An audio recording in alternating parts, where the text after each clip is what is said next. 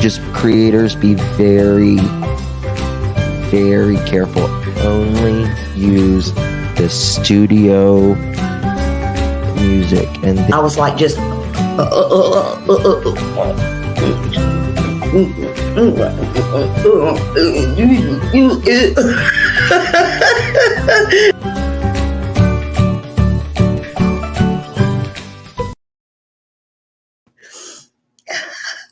I love that. I laugh every time I see Justin in that.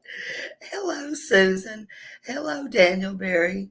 Hello, everyone. Welcome. Well, as you can see, I'm losing my voice again. Great. I woke up like that. Hey, Dee. Hello, everybody. Hello. Wonderful to see you. Hey, Sharon. Hello. So how y'all doing today? Little Dev, hello. Welcome, everybody. Welcome. Hey, Not Crazy by Crazy Lady. Hello, how you doing? Brenda Pittman.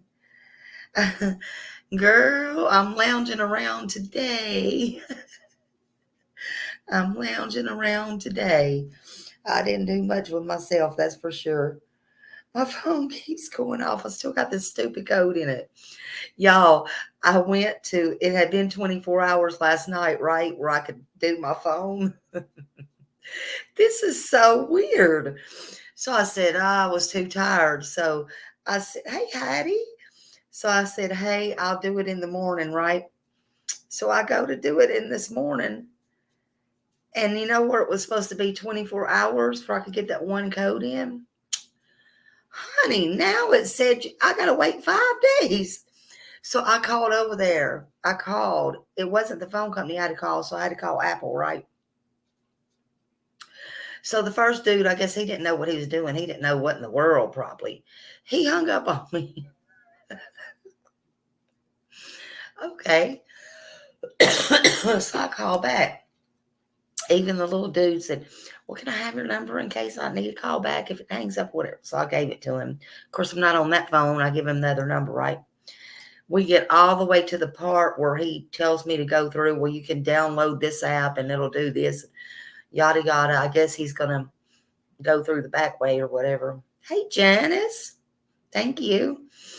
And we got to that part, and then it still said the same thing. It's going to be 5 days, so I guess he was stumped. Well, all of a sudden, I hear a click. I'm like, really? So I'm sitting there waiting. I'm like, surely he'll call back. No Caprando. I'm like, I'm so sick of this shit. I'm just so sick of it. And I'm like, okay, I'll just wait. Well, there was something I needed a while ago on my old phone with an app, right? So it was strange because I needed to pay 99 cents for it. Well, I have to go through the Apple app. Okay. I had to put in my password. It was the same one I've been trying over and over again. It didn't mind taking my money. It didn't mind taking my 99 cents. I'm like, oh, Jesus. So, okay, when I get through with this live, I'm going to try it again with the same passcode. And all I can tell you is it best work.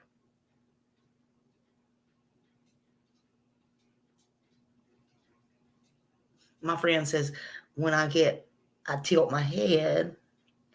If it don't work, somebody's going to be getting another call.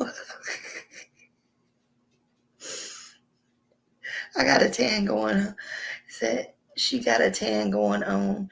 I still look like Christmas. Honey, I can just sit out and get dark. But I was thinking about getting a real tan this weekend. Maybe. I don't know. I've pulled a muscle somehow in my hip. It's this old age. I think it's sciatica because my one side of my booty's hurting.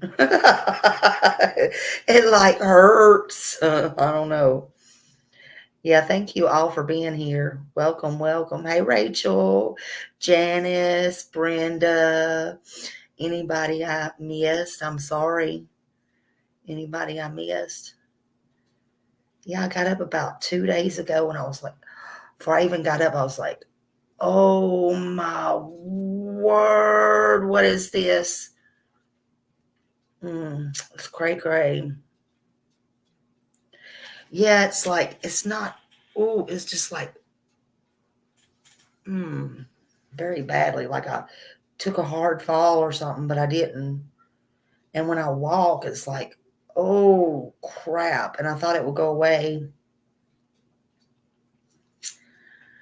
You'd think since I'm this humongous drug addict, I'd have all these drugs to fix it. But since I don't take drugs, I really may have to take a trip to the doctor. I don't know.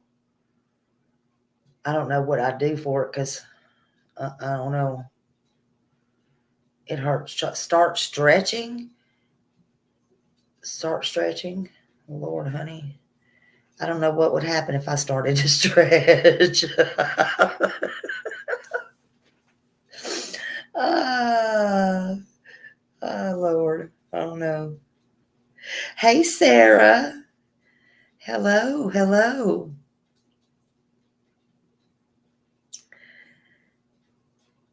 Your booty or your booby? Brenda. I don't know. It's my booty. It hurts to stretch. Yeah, I would think it would hurt to stretch. Yeah, I'm such a druggie. Let's see what my eyes look like. I don't know. I'm not sure if your people. Sarah, my day's going pretty good. I had my little grandbaby for um, um, about 4 hours today. Um, I giggle like a kid here. Good. I'm glad I can make y'all giggle. I had her about 4 hours today. Her mom worked a half a day, and I kept her about 4 hours today. And we had fun. We played um, some different things, and she's 3.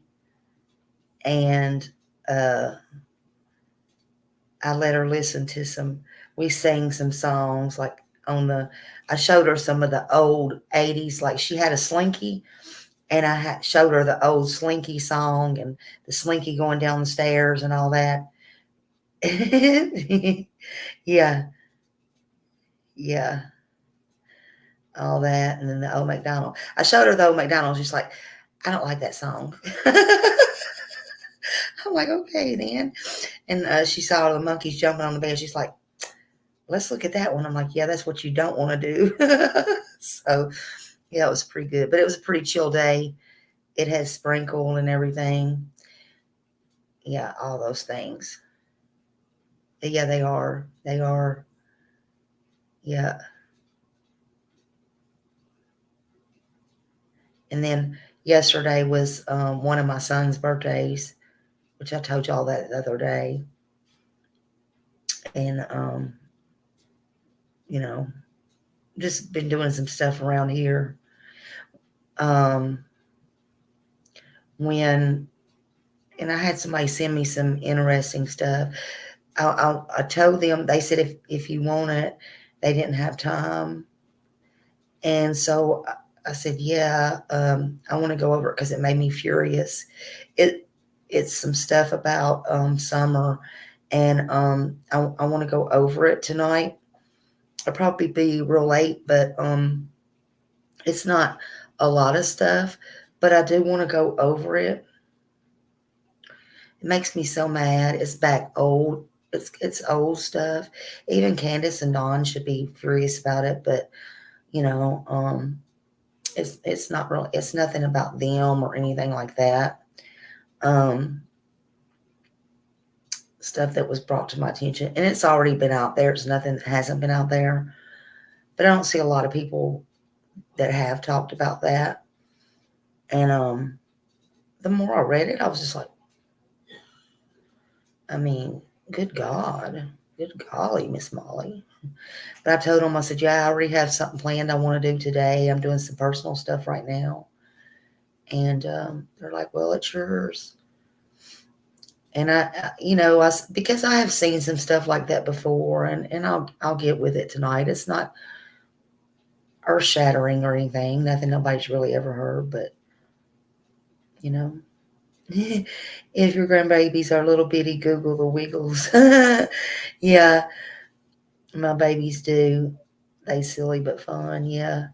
Yeah, and she had the little lip gloss and stuff. They brought her all kinds of stuff, and she had the little lip gloss. She's like, "Can I put some on you?" I'm like, "Yeah, go ahead." Um, Yesterday she came and she had the little Play-Doh and everything, and she had left some of it over here. She took some of it with her, but she had left some that she put in this little man or whatever, and it got it. It rained on, it really should have been thrown away. It was just the little squirt things and little squirties or whatever, and out on the chair out there, it had got wet from the rain, and then some of it had kind of dried out a little bit, not much, and it was funny. It was funny. She saw it today. She's like, "Ooh, that is so gross." I said, "Yeah, you should have put it up and threw it away or something." Yeah. But she's funny. She's always so clean. I know with my other two in Tennessee, the grandchildren, oh my God, you couldn't have a picture of them. Everybody asked, like with the other two, well, especially the older one, they're like, does she ever get dirty? Does she ever get dirty? Handy Manny was grandkids' favorite. I hate Play-Doh, but I bought it for my daughter. But remember the silly putty? I always liked the silly putty. And then you put it on the newspapers, and then it would print the stuff on the putty. That's what I liked when I was a kid. Yeah, kids like Play-Doh. Oh, and she had the bubbles, but she had the kind in the blue, and then she had the kind in the pink. Of course, it all blue white bubbles, but you know, what do they know? Yeah, silly putty was fun. I like the silly putty myself. Yeah, put the print in there. Okay, so we don't see that anymore. Now, some areas might, but I haven't seen that in years. They used to put the funny comics in the newspaper, especially on Sundays. You had a big, thick newspaper on Sundays. That's just a no-go no more because we have all this computer stuff and everything. But we would take the newspapers, the funny papers, the comments, whatever, and put the silly putty on there and do that with the comics. Yes, Pop Rocks. Pop Rocks. It was the best. I'm telling y'all, we got to get on here someday and just talk about the good old days like we kind of was the other day. We could buy a penny candy. There was a store down from us, and we were allowed to walk to the store. We would go to the store. The store that we had was down from the fire hall, which was across on the next street from us, told you about. And there was a little store which was called Polly's. Miss Polly run that. And it was just the store was probably no bigger than this room and my living room put together. Everybody in East Nashville went in there. And Papa, you just brought some Pop Rocks yesterday. We're Summer. Hello, hello. And we would get a brown paper bag. It was just a little brown, like a little brown lunch bag you can buy today. We would fill that sucker up with candy to the max. I mean, I can't remember if we'd had 50 cents. I mean, back then that was a lot of money, so I'm not even sure. Quarter, 50 cents. And we would go home like we were rich. We'd have a bag of candy and we were done. You know, we were good. We were good. Who was calling me stop? But we were good. We were good. You had your little had your little candy, the candy cigarettes in a box, the bubble gum. There was nothing like that bubble gum back in the day. Sour apple, Jolly Ranchers, those little footballs. Remember those little chocolate footballs? Everything. Yeah, everybody wanted to come. Everybody wanted to play. Sour apples. Yeah, everything. And if you got $1, you could even get a Coke. And then it was in a glass Coke bottle. You pop it before you went out. They had the little openers right there. And then guess what? We got to save the Coke bottles. And then we would take the Coke bottles to the store and sell the Coke bottles. That's how us as kids, I don't know about y'all, but that's how we would do. We would save the Coke bottles and they would let us take the Coke bottles back to the store. And that's how us kids had money. And they would give us money for the Coke bottles. Sure did. And then we lived by the park where they golfed and everything like that. If we went over there and picked up the golf balls and stuff, the golfers would give us, I don't know, quarter, 10 cents, whatever. And we'd sell them their golf balls back. But they didn't care. They didn't care. They would give us money for the golf balls. They didn't want to run the golf balls. They didn't want to pick them up. And we made our money. Hell, as kids, we was out making money. We was hustling as kids.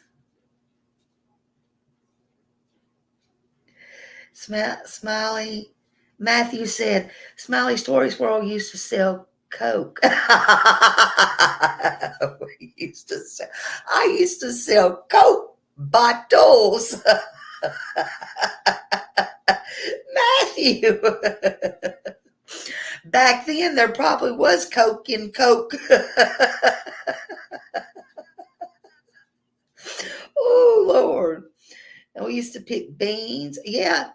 Listen. And poke salad, honey. My granny had... my granny, we had an alley where I grew up. I know y'all know what an alley is. If you don't, if you know, you know. If you don't, you don't. Don't go down that dark alley. But we had an alley, okay? And you know what an alley is. You can drive down it. You can walk down it. Whatever. And there'd be poke salad growing on the side of the road. Poke salad. Yummy poke salad. That's right. Hey, Rapper. And we go be picking poke salad. My granny would be washing that stuff and cooking that stuff. We'd be eating that stuff too. And then sometimes when we'd be walking down to the center or my mom would take us down there or something, she'd be like, look, there's some poke salad. We better take mama some. Go get a bag. Go get a bag.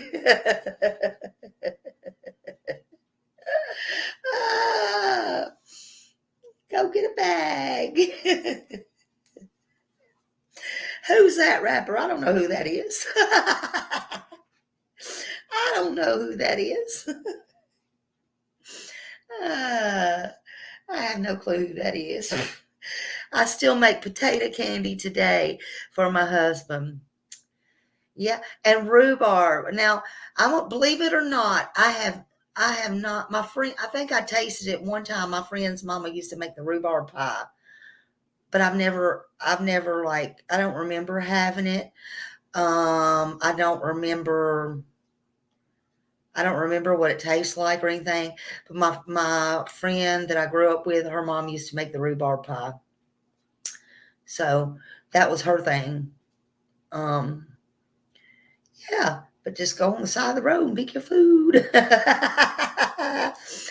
Something's wrong with this food nowadays. I think back then, though, we used to have good food. Yeah, wash it 3 times. We used to have good food. And I mean, I had somebody that cooked for me 3 times a day. We would have good home cooked meals, um, cooked from scratch. I mean, you know, leftovers, could eat any time. And I'm talking, if you think of it now, you'd be thinking fattening food. I don't know what it is to this day, but you can look at food and gain weight. But yeah, we never went to bed hungry. Um, but we were always doing something too outside playing. Yeah, I am. Voices. I am.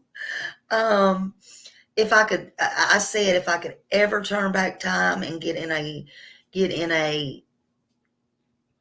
time zone. I mean, I wouldn't take nothing for my family. Of course, I wouldn't have my at least 2 of my kids or grandkids or whatever. But I promise you, if I could go back to any time, it would be the 80s. I would. I'd go back to the 80s in a heartbeat. But that's the thing. We cannot turn back time. We cannot turn back time.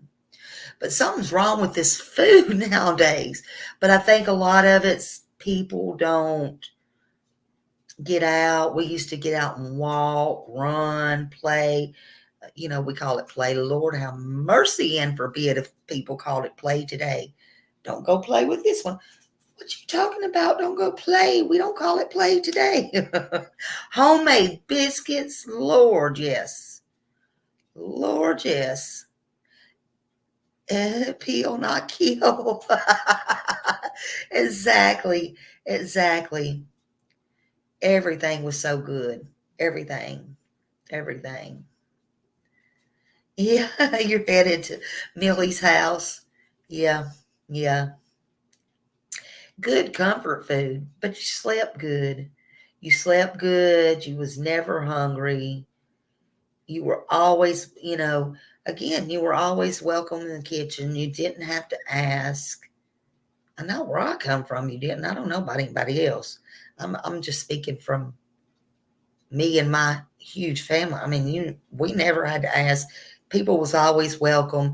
People was always in and out. Sit down at the kitchen table, and that's the problem to this day. People don't sit down and eat. They always got these, you know, you know. Oh, and yes, little Dev, every morning. Now I know where Summer ain't lying about that because I talked to her. She ain't lying. She always be cooking. Now you think, listen, I ain't gonna lie to you. Now this is one thing I ain't gonna lie to you about. I can cook, but does Smiley like to cook? You would think I like to cook from where I come from. That is I don't like to cook. So if you don't like me for something, don't like me for not liking to cook because I can't stand to fucking cook. It's very stylish in the 80s. We look funny.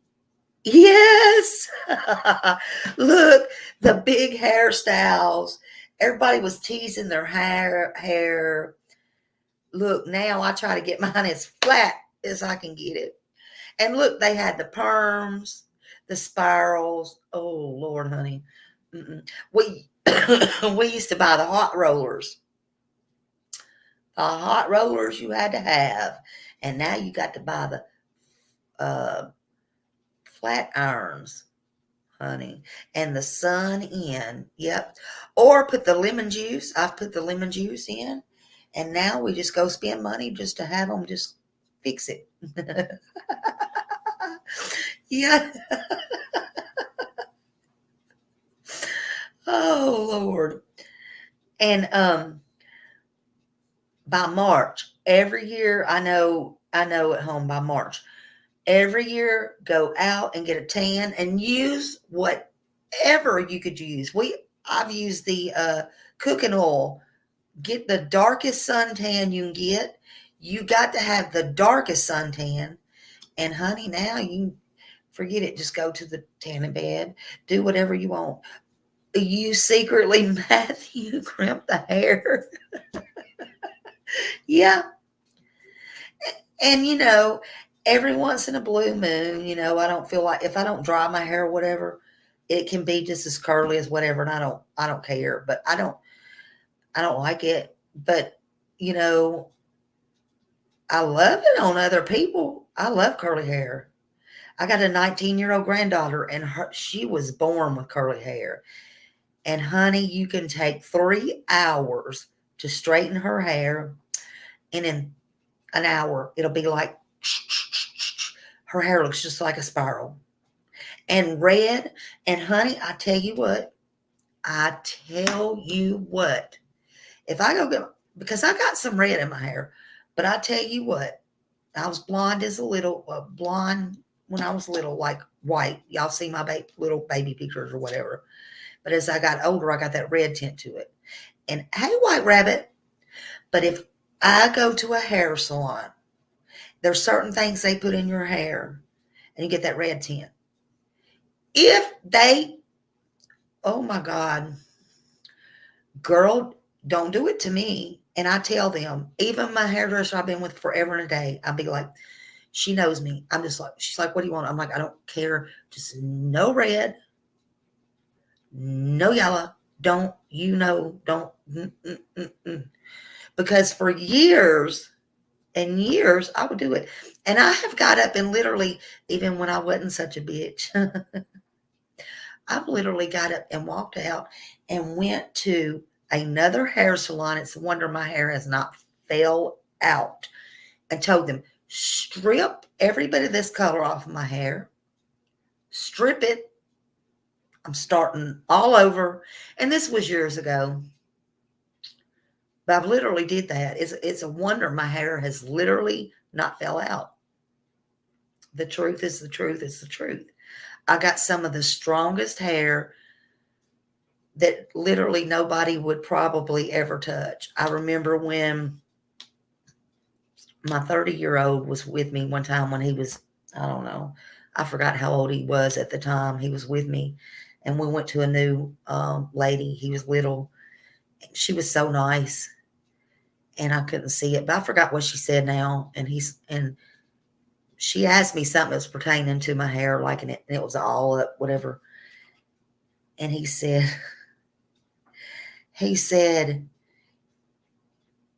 something about if my mom don't like my hair, she will never come back and see you again. She'll tell you she ain't gonna like it. I was so embarrassed. But I love red hair. The point being was my granddaughter's got the prettiest red hair you ever saw. You ever saw.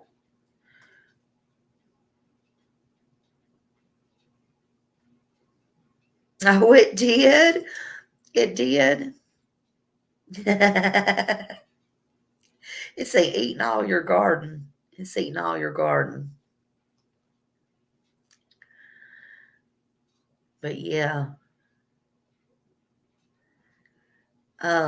you bleach mine at home, bullhorn, Betty style. Yeah, I'm getting to where you know, as I'm getting old, I just don't really almost care. I feel like I go Wednesday. I'm about ready just to cut it all off. I'm just getting to the point where I really don't care. And I may pretty soon just let it go all gray. My dad had gray hair.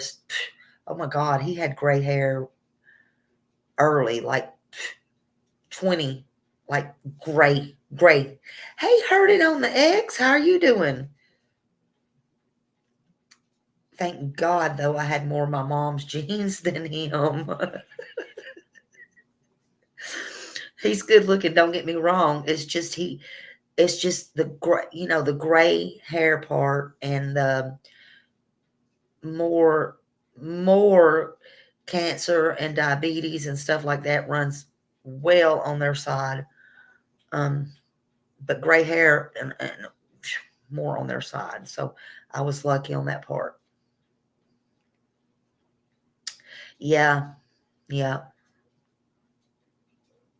Yeah, the rabbit ate the whole garden. Oh my God. Jeez Louise. I know it was eating some of it. I didn't know it ate all of it. Wow. Well, it got a belly full. I bet your hubby was not happy then. Oh my goodness. Oh my goodness. Mm-mm-mm. Well, I wanted to this has probably a trigger in it maybe. Now, some of y'all probably saw this before. Actually, 1-800, I mean, Where Summer, I always say it backwards. Where Summer 1-800 had brought this to my attention like a week or more ago. And, I had been kind of busy and stuff like that, but I finally got a chance to watch it and everything.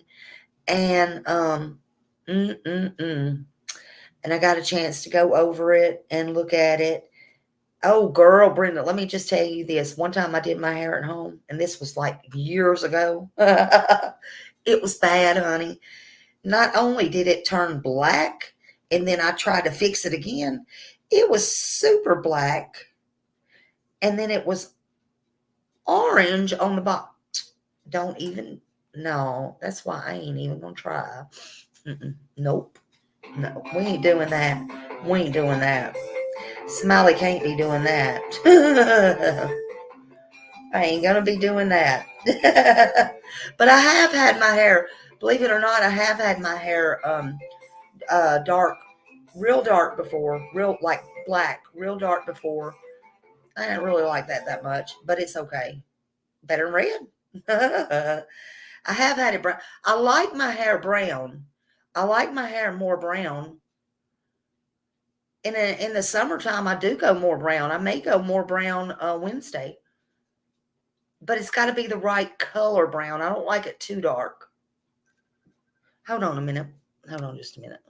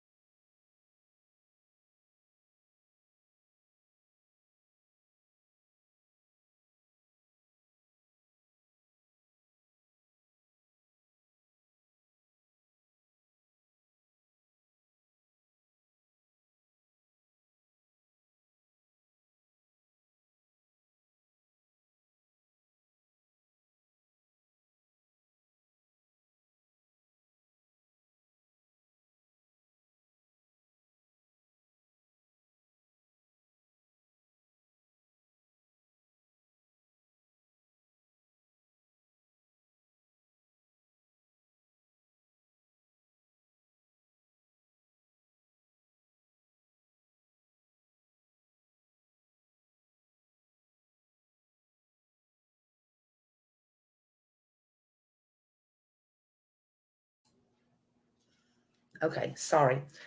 My son, now my son's trying to get him a phone. Okay, so what I was trying to do is go in. We're talking about Kelly Jean Warner Miller. I got a chance to go in and look at that video. Hope she don't show the screen because I'm all, what, Matthew? Oh, that was my son on the phone. He's trying to get something done. I had to give him a passcode to do it. Sorry.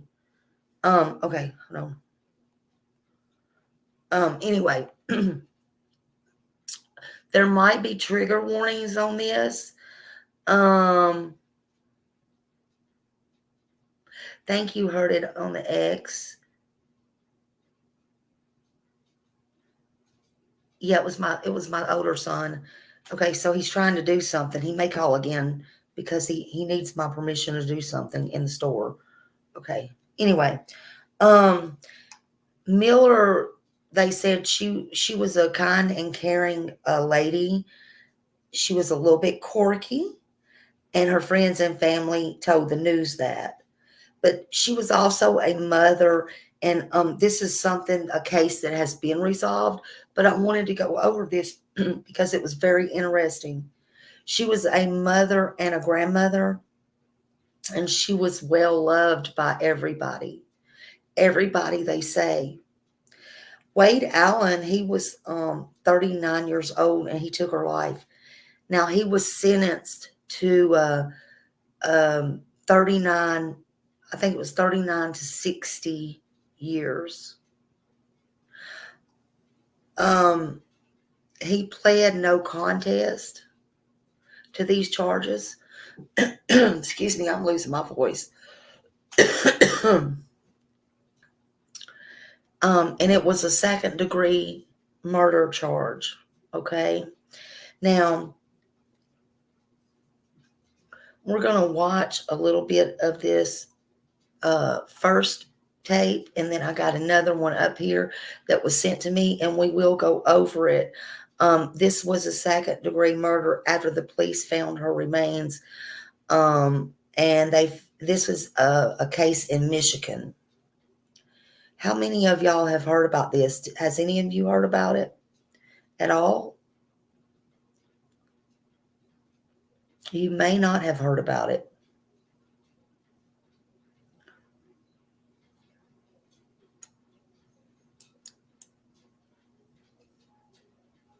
Yeah, it is difficult content. Okay, so this happened in May 22nd of 2019, and this was his girlfriend, and her name was Kelly Jean Warner Miller. She was 42 years old, and Allen allegedly told his cellmates when he was arrested, that he did do this, and then his cellmates turned around and told the police, and then he assaulted his cellmates for snitching on him, and that was all in the news too. So he was sentenced for 3 to 5 years for the attempted third-degree criminal sexual assault on his cellmates. He also, trigger warning, he also dismembered her body, and he mutilated her. He has to pay, they told him he had to pay restitution for her burial expense. I don't know how he'll have to do that while he's in jail. You know how that goes. But they did tell him he had to pay restitution. Excuse me, for her, for that. And he had to pay court cost. And that's what it said. They said she was an incredible woman. She had extraordinary kindness and compassion. And she possessed an intimate ability to make everyone around her feel valued and loved. And she had a radiant smile all the time. And they said she always gave comforting words to everyone. And she had the power to light up a room, even in everybody's darkest moments. You know, it seems to always be those and the good ones that go first, or, you know, go young.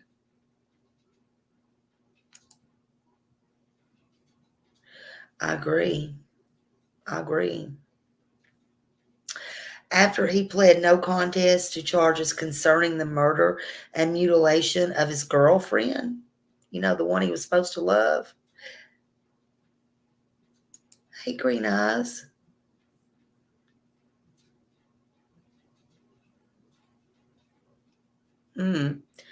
That's a good question. I don't know.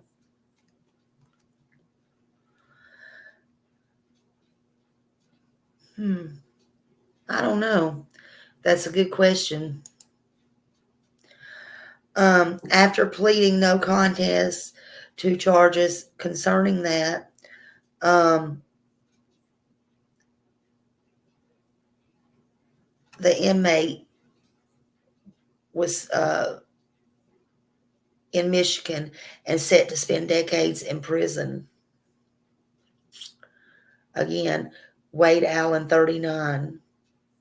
He was in a city north of the border of Michigan and Indiana, and that's where he was sentenced. In the 45th Circuit Court, after he pleaded no contest to the charges in January 2023, a Michigan Attorney General, Dana Nessel, recently announced. Now, Allen was arrested on May 22nd, 2019, and officers responded to a tip regarding the murder and dismemberment of his girlfriend, Kelly Warner. Also, she was dismembered. Y'all, he was getting personal, in my opinion. He was getting so personal. You know, people do that to get personal, in my opinion. They do that when they do this too. That's very personal. But it also could be to hide the victim's identity. They are usually trying to hide the identity in case they are found. They do things like so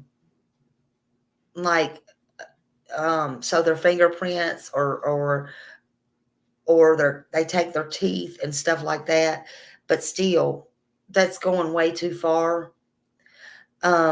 It may also involve a desire to just be cruel and evil, like it wasn't enough what they've done, like it just was not enough. Now, let that sink in, just as if the death wasn't enough. This was supposed to be somebody he cared about. I can't wrap my mind around it. In searching Allen's apartment, officers found the mutilated remains of Allen's girlfriend being stored in 2 coolers. So I don't think it's because she couldn't be identified. She was right there in his apartment. To me, it was just personal. That's just me. I don't know.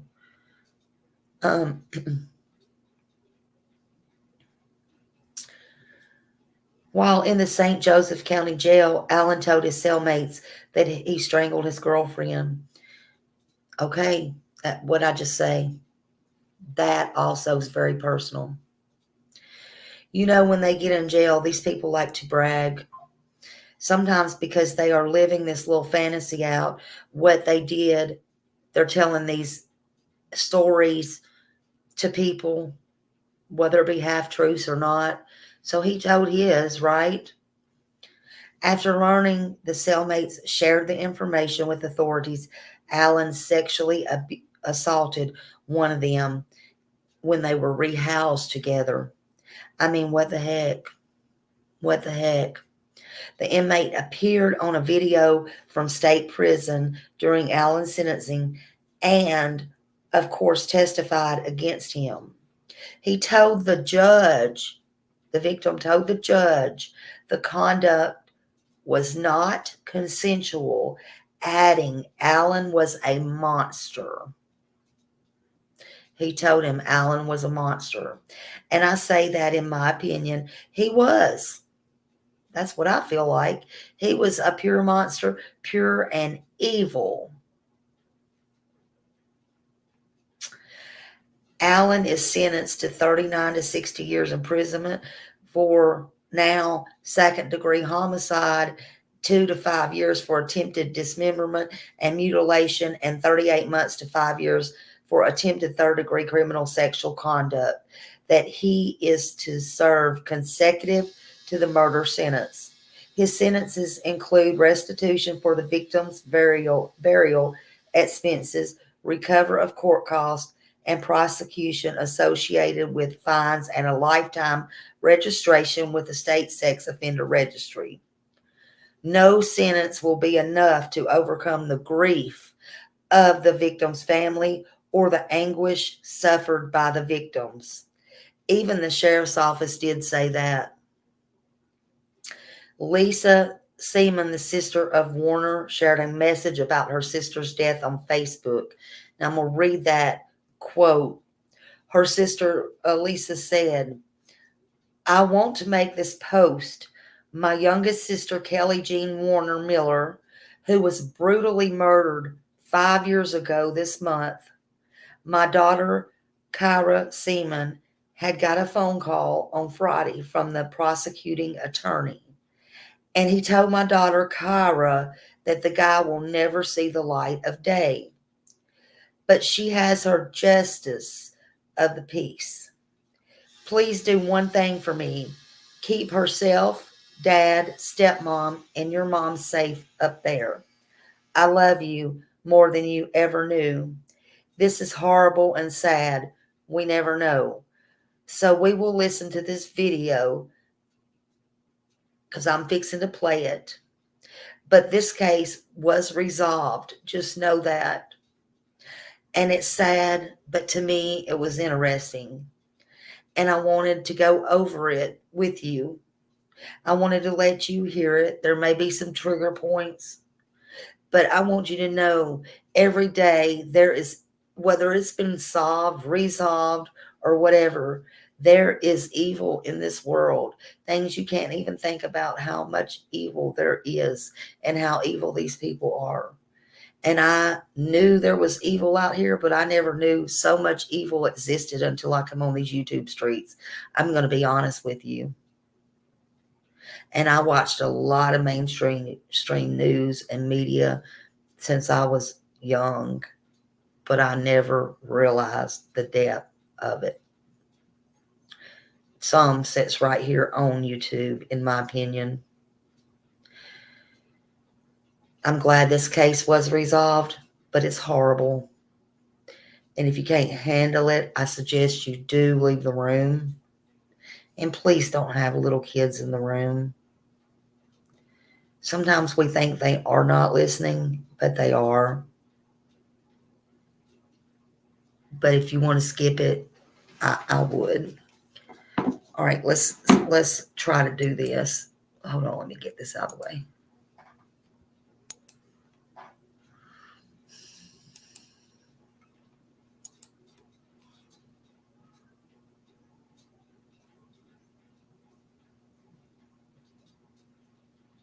I think this is it. Lord have mercy.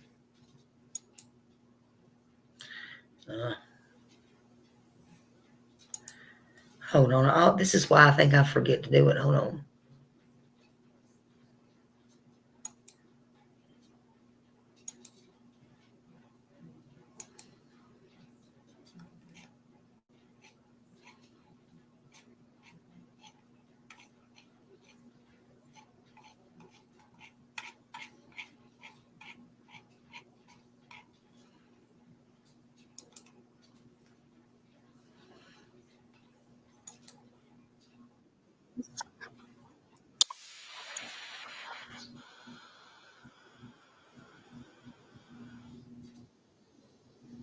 Did y'all hear that?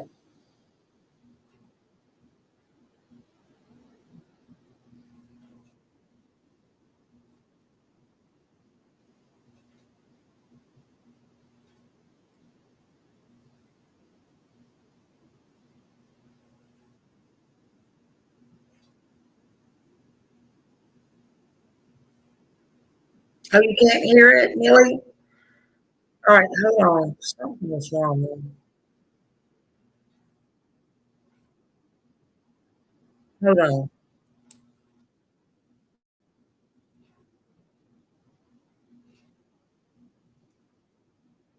Hold on.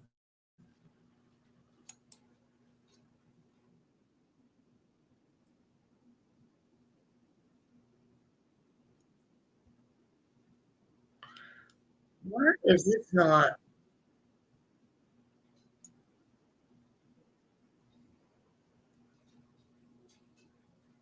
Why is this not? All right, this never works for me. Hold on a minute. Let's see. Ugh.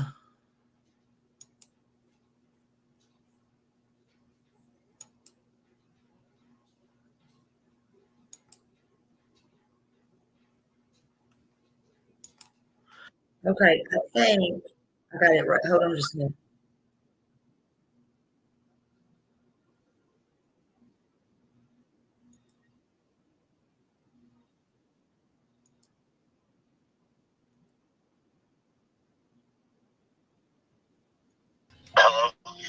On May 22nd, Okay, now can you hear it? 2019, police in Sturgis, Michigan listened to an anonymous This is 911 caller from read them an Explore with address. Us. Inside this home, the caller explained, they would find the missing Can you hear 42-year-old it Kelly now? Jean Warner Miller.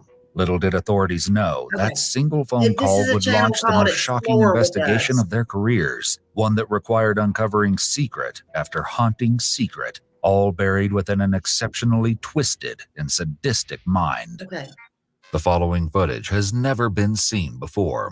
When Kelly Jean, known as KJ, went missing in April 2019, no red flags went up. There were no frantic phone calls to 911 and no weary search parties. But it wasn't because KJ wasn't loved. The trouble was that her lifestyle was transient. She was estranged from her family and had untreated mental health struggles. This meant that sometimes long periods of absence were the norm for KJ. So when police received a 911 call sending them to an address to look for her, and officers found themselves standing on the doorstep of an ordinary-looking apartment, it was hard to believe the call was even real. After all, this wasn't the kind of thing one saw in the small town of Sturgis, Michigan. But there was only one way to find out.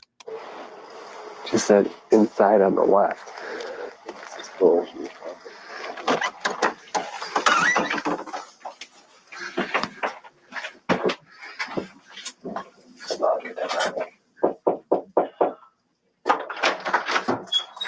hi, Wade. Hey, Wade. How you doing, man? Hey, how you doing? Doing good. I remember you from the Speedway. Yeah. What are you up to now? Not much. Answering the door is 35-year-old Wade Allen. We're looking for Kimberly Kelly? or Kelly. She You know Kelly? Kimberly or Kelly? From the shelter, maybe? KJ. KJ? Yeah. At first, Wade seems confused, and for good reason. It's close to midnight, and he's been startled awake by several armed officers knocking on his door. Wade recently came to live in this apartment after a period of homelessness, and KJ was an acquaintance from a shelter he frequented in Kalamazoo. Oh, I don't know. I haven't heard from that person in some months. Do you know her? I haven't heard from her in a while. The last time I've seen her is a couple months. The last I heard, she's in Kalamazoo. It has to do I with think the best way for me to help you get a hold of her is through the shelter. The eerie atmosphere is palpable. With a call like this, officers can't simply take Wade's words as fact. So, they are need you to confirm kidding me? what, if anything, is behind his front door. Well, we just need to talk to her. Oh, well, Do you mind if we come and look, see if make sure she's not here?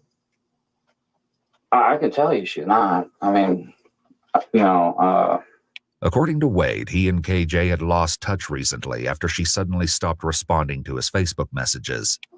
As far as here, I don't like this. My place is a mess, and I don't like this people coming and going all the time. We don't care. We see all sorts of apartments and homes, and Well, all we gotta do is verify she's not here, and then we can get out of here and be done with it. So I don't know. I feel iffy. in the freezer. If you guys want to come by another time, just not right now. Let me at least have a day where I can clean up and do things. Okay. Well, here's the deal, Wade. If we gotta get a search warrant, we will. All right. Okay. We don't want to go that route. I know. That's a lot of work for all of us, including you. So, if we gotta do that, we're gonna have to detain you and put you in the car for a little while. All right, until we get that search warrant. It'll take a couple hours. If she's in there, can you just have her come out and say I'm fine? Well, she's not though. That's the thing. Like, I mean, I can open up and I'll say, "Hey, KJ, Kelly," and there's no Kelly or KJ. You mind if I just stand here and look in? You can. I mean, I don't have her here. Okay. Eventually, Wade agrees to let one officer, one he's met in the past, search his apartment.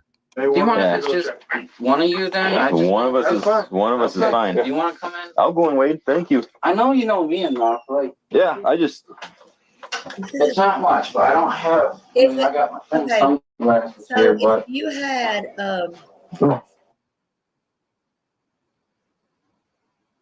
I got all of this. so if you had her in the freezer, why would you let them come in? Not Then here. you have to I look in the had freezer? the suitcase from when she was here. Some people Just try to me. open And it. if I do have a guest, I have a bed. As Wade guides the officers through his home, nothing in particular is jumping out, but just as it seems the search is coming to a close, one thing catches the officer's eye. I don't have anyone here. okay. I just All right, do man. myself. What's in the cooler? Well, that's for when the summer comes around. I'm gonna have parties and stuff. So, All right, no problem. Can you open that for me, and then we'll get out of here? well, not right now. I can't. Like, I mean, I want to save that for later, for when the summer gets here. So, but I showed you. She hasn't been here in forever. Okay. Well, you don't. Why don't you just open that cooler, and we'll get out of here? I just want to make sure anywhere that she could be hiding. She's not gonna be hiding. Well, okay. I just need to know that. Okay.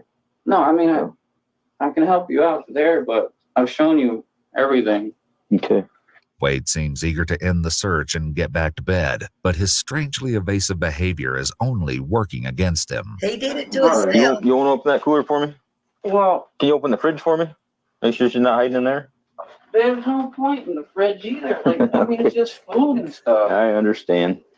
You know? All right. Why don't you throw your shoes on real quick? Well, I helped you out. I showed you. You did partially, but do you have shoes you can throw on real quick? A little bit. But here, I'll help you. You know. Okay, I'll help you out. Go on out. Well, I gotta get. You're detained right now. Okay, go on out. I'm detained. You're detained. Right, walk Well, out I there. gotta- As the walls seem to close in on Wade, he's forced to make a decision. He can stick to his guns or prove to the police that they really have nothing to worry about. You said let I me said get my shoes on. you're not gonna get them on now. I'm giving you the opportunity to walk out there. Do it now. You got anything illegal on you? No, I don't. Okay, put your hands behind your back. You got a knife or anything like that? No, Okay, why don't you turn around against the wall real slowly. being detained, I'm just. Just want the opportunity to look the rest of the way through the apartment. Okay. Well, I showed you everything. Here, let me. Do you want to show me? I will. I showed you everything. Why don't you walk back in there and show me then? But I did. You see? Can I look in that fridge? Yeah. Okay. It's something. Okay. I see she's not in there. What you want to be in the fridge? I understand that, but we got to look. We found people in some crazy places. With no sign of KJ, Wade makes no attempt to hide his frustration with police. She wouldn't have to hide. Well, I don't know her. I don't know anything about her. I don't know if she's hiding from the law or hiding from her family or what she's doing. Well, I So don't think she would. I just want to verify. Okay. Can I look in that cooler over there? That's kind of, like I said, later on and summer stuff, but I'm trying to keep my stuff kind of private, you know? Well, that's fine. All I want to do is open it, say, KJ, you in there? And then close it right back up, and I'll get out of here. You'll be out of handcuffs, and we'll be gone. Well, let's have a warrant for the rest of this, and I'll just Okay. get detained. I Okay. don't understand why all this. Seemingly confused at the invasion of his personal space, Wade agrees to wait it out while officers request a search warrant. Why don't you just have a seat right there? Well, do you mind if I wait out here? I mean, No, I got to type up a search warrant. But at this point, I'm suspicious that she is in there. why? So, because you won't let me look in that cooler or any other big boxes in there. I didn't see anything else I need to look through, but that big cooler, I have no idea what size she is. If she's a little person, you could probably put 2 of her in that cooler. That cooler was that big. So basically, I was gonna make sure she's not hidden in there. It took you a little while to answer your door, so I don't know if she was The reason why I took a while is because I had to get dressed. okay. Then I understand that if you were in bed, yeah. But in the meantime, you could have been telling somebody to go hide in the cooler. that I don't mom know. is paying She's not in trouble. attention. That's what I We would just say. have a job to do. As officers repeatedly ask Wade to wait in the cruiser, he does everything he can think of to avoid the What back if he seat. just said, okay, I, well, I actually like to let me stay go out here. down If to the that's okay. station. Well, we I'll can't. get back Uh, with the warrant. What if he did that? Sit right here. And then If you that's got okay. rid of the body. You can sit long ways across the seat, but you got to get all the way in. Because some don't. You They'll want say, to put your okay, back we'll towards be the other back. door, you can, or whatever's more comfortable for you. Once Wade finally gets settled, officers catch up a few feet away, and they're quick to voice concerns. Oh, he's trying to steer me away from this big old cooler that's in the corner of his living room.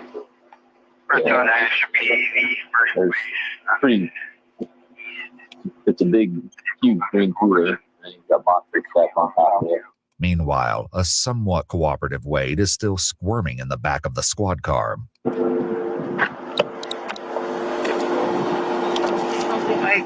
I feel claustrophobic. Okay. I really am. Oh, Well. you better do it now. All right, we'll head back there, okay? We'll put you, I'm really feeling claustrophobic right now. okay. Well, we could end this all. You could take me in there and let me look around more, or I've got to take you back and put you in a cell while I'm doing the search warrant. So, All right. Well, let me go back then. As Wade silently leads the officer back to his apartment, a strange energy hangs heavy in the air.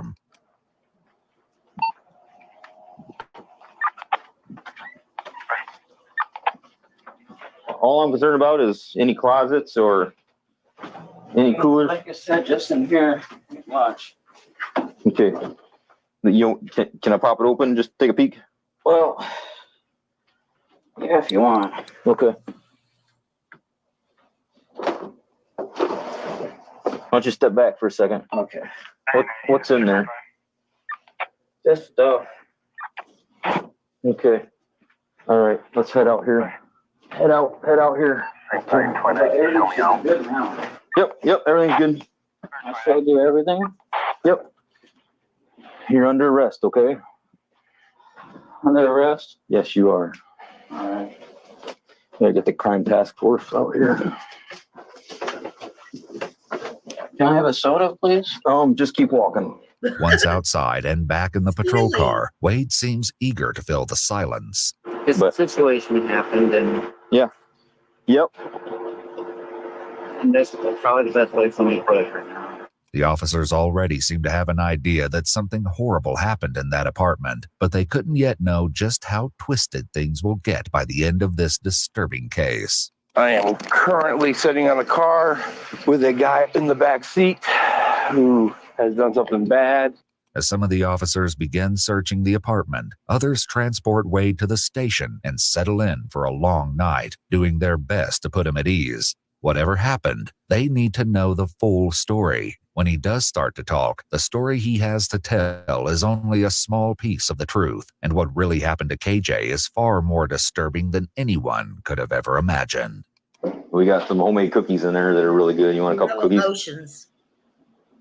I'm sorry to pass on that. Yeah. You want a couple of them or? Yeah, I'm agreed there. Okay. All right. We will get you hooked up. All right, man. Here's some cookies. I can get started on those. How's he going to eat? Soon the detective arrives. While Wade insinuated earlier that made KJ him was happy, merely a didn't it? distant friend, it's not long before that story changes. And I think it goes back to like 2013 with her. Okay. And we started being friends, but we started probably dating sometime after that. I don't know.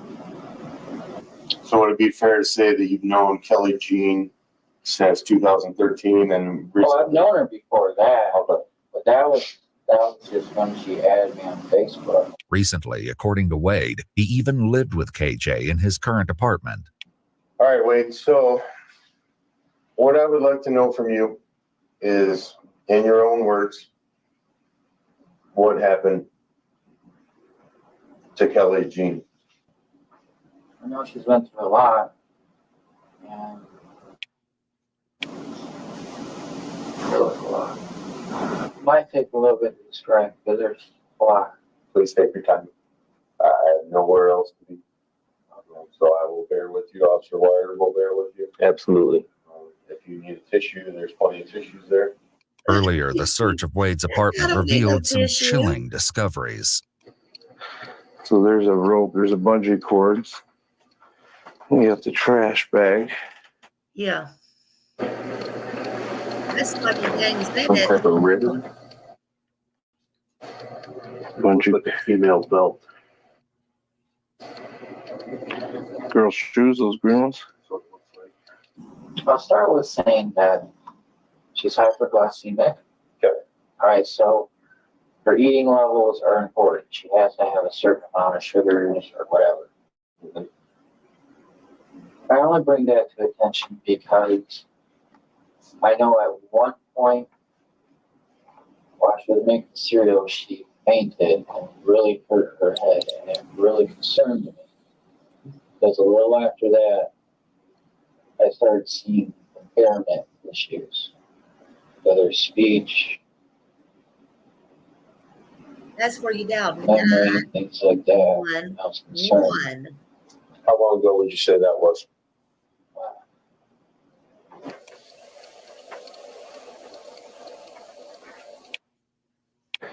Yeah, that's good. I mean, right here. You seeing this? For her, that incident had to have happened in March. Okay, so it's been a little bit ago. I want to say March. When she fell, did she become unconscious? Did she knock herself out? Did she just kind of stun herself? Did she? She was unconscious for a little bit. Okay, about how long would you say a little bit would be? Well, I would say 5 to 10 minutes. And even though that might seem like a little bit to me, that's a long time for someone to be unconscious. And as Wade tells it, KJ's symptoms lingered in the days after her fall, and they weren't subtle. She had no memory of what happened, He and she is, struggled Sarah. to carry out daily functions that weren't a challenge for her before. And look, Though they got him in KJ that did suffer from these interrogation room, symptoms, what and I Wade was is just saying thinking, he happened looks like isn't the he's full on a story, bullet. and what I'm really just happened to saying. her is far more disturbing than just a fall. And then I was trying to take care of her. Tony, Wade looks isn't like the he's only on a person toilet. police spoke to. They also asked his neighbor Sherry, who lived right next door, to come to the station to answer some questions and hopefully shed some light on what really happened to KJ. According to Sherry, she and Wade had a cordial relationship, occasionally spending evenings watching TV together in her apartment. But Wade made a comment about KJ that left Sherry feeling concerned. Also, he told me that she had fallen in the bathroom and that he thought she might have a skull fracture. Mm-hmm. And I said, well, you need to take her to the emergency room. He goes, I'm taking care of her. This development immediately put officers on high alert. In the story he to told me, she's officers, just Wade as explained KJ responsible. fell in the kitchen while making cereal. In this version, Wade said she She fell in thought the she had a bathroom. This is skull only the fracture. first of many red flags in this story. She wasn't able to feed herself. And that really concerned me. I did my best to try to help feed her. So one time I I came in, I saw her sitting on the tub, and I had tried to feed her this meal. One of these freezer dinners, I have a bunch of those, and it was chili. And she was just kind of like holding it like this, and then she just moving so slow. I'm not a doctor, And it but was just Millie, chili I don't all know if over. you have a skull Wade fracture. explained that Are you gonna be KJ able even to sit on struggled the to side drink of the water at times, tub? despite his I'm attempts to help her. curious. Did you try to get some medical treatment for it? Maybe you See can, what I was don't going know. on? Anything like that? I didn't take her, no. I didn't know if she could move or get around. What do you mean by that? Just wasn't walking all that fast. Like I said, her motor skills were not good. I did start talking to her caseworker about how she might need adult foster care. You know, because before even that, there were issues of bladder control problems. Like on my bed, I got a big old yellow stain for where she'd be on that. She in the kitchen, like she had issues with bladder control. Sherry, Wade's neighbor, had more to share. Over time, she'd grown to feel extremely uneasy in his company. It wasn't long before an eerie and unprompted confession validated her strange feelings about Wade. From here, the story takes an even darker turn, suggesting that what police know about Wade so far barely scratches the surface. He told me that he hit women. He told you that he hit women. Yeah. And that he was working on it because I've been through domestic violence. And I told him, you can't do that, you know? I said, you can go to jail for that. He goes, I know, I'm working on it. After Wade's comments, Sherry remained friendly, but guarded, and she decided to ease off of their visits. I thought, I don't want him in my house because he can do anything. But she didn't call nobody. Right. After Within she 2 backed weeks of off. KJ's And supposed knew what fall, happened? Wade claims that something terrible happened. Keep in mind that he knows the officers are working their way through his apartment, and he knows what they're going to find. He's setting himself up with a story he thinks will explain away the stomach-churning evidence. I figured she'd be okay in a bathtub, just taking a bath. You know. So I started the water for her. I thought she'd be okay if she was laying down, not standing up. I wouldn't have to watch over her. She wouldn't fall. Yeah. Right. So when I seen her in the morning, she wasn't breathing, and I just. What really shocked me is when I saw her feet. And it means that she started with hot water, and I don't know, didn't have the strength to turn the knob. Yes. I can't understand why she Absolutely. didn't turn it or adjust it or.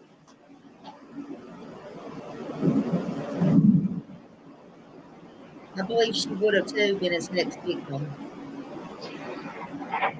And I don't know if that was because death is hot water, or maybe she tried to get up and fell or something. I don't know. I seriously do want to know what the cause of death was, because I really don't know.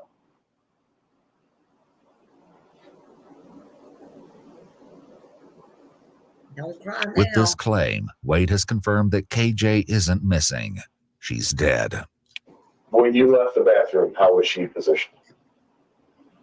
She was laying in the tub. Okay.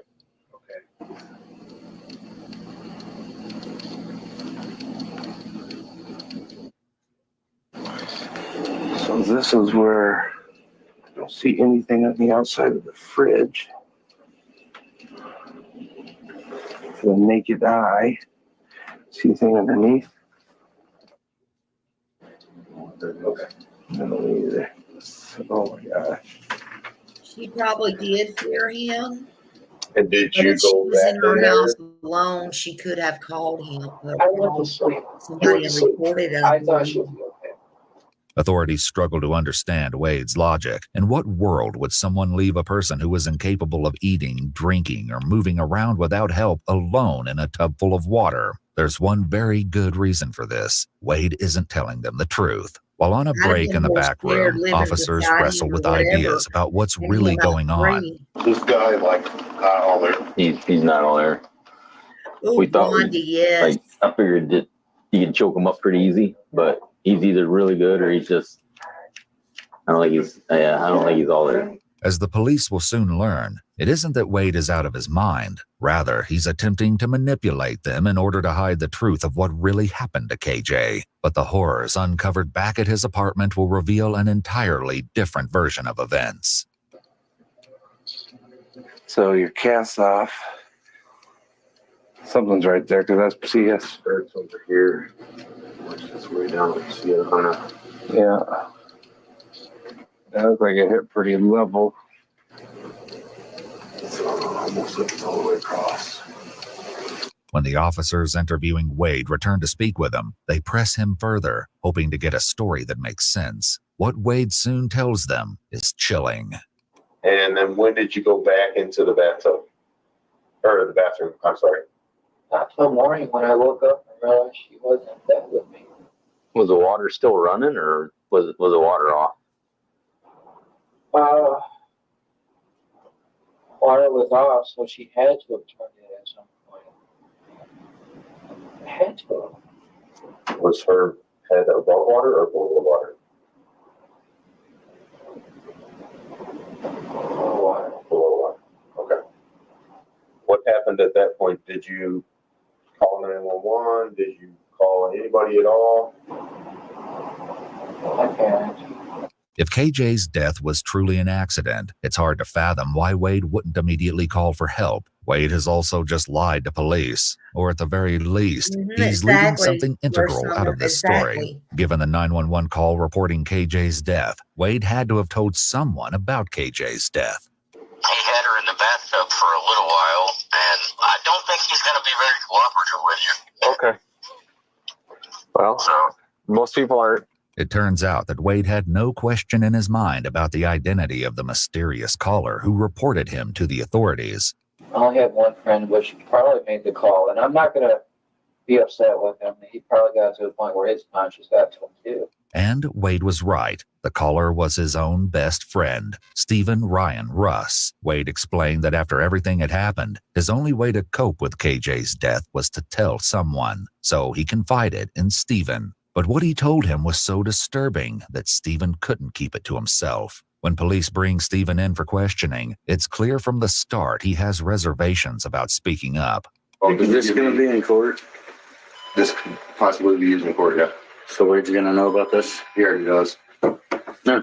All right. So the whole case He came to already light does, buddy. when we Central Dispatch got a call regarding Wade and KJ. Do you know about that call? Yes, I do. Did you place that call to Central Dispatch? Yes, I did. And what was that call in reference to? My family was getting very scared of him, and it was to the point that they couldn't even sleep, so I had to do something. Stephen continues, explaining the series of Facebook messages that turned his world upside down. He said that he did something and that he can't talk to anyone about it. And I was like, well, I'm your brother. You can talk to me. According to Stephen, Wade then explained that KJ had passed away unexpectedly, and he didn't report her death to the police. He wanted us to help him move the body with the car, and we both told him no, that we can't do that. And I was like, you know, you're one of my closest friends, and I'll keep your secret for you, but obviously I couldn't. In interrogation, Wade tries to explain his choice to hide KJ's death, hoping to ease detective suspicions. It's hard to feel like Did I you should be just say honest he if I wanted feel him like to I help him move his body Okay. in your car? go through Oh, heck scenarios no. all the time Heck where I'm no. accused, and Well, I can tell you, we're not here making any accusation. We're just here to it's hard to try. figure out what happened.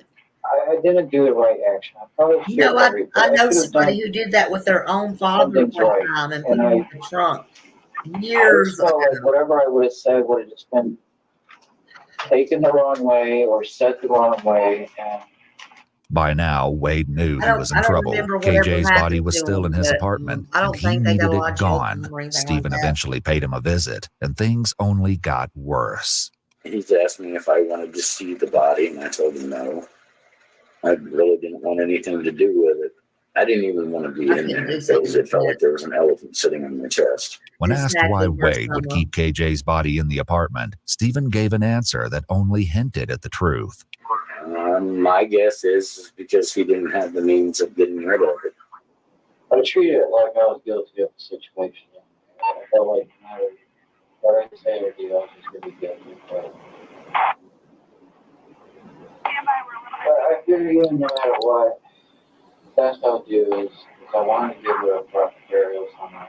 Wade's desire to give KJ a proper burial is chilling, and his next comments stir up the eerie feeling that Wade desires some sort of control, a theme that will surface again soon.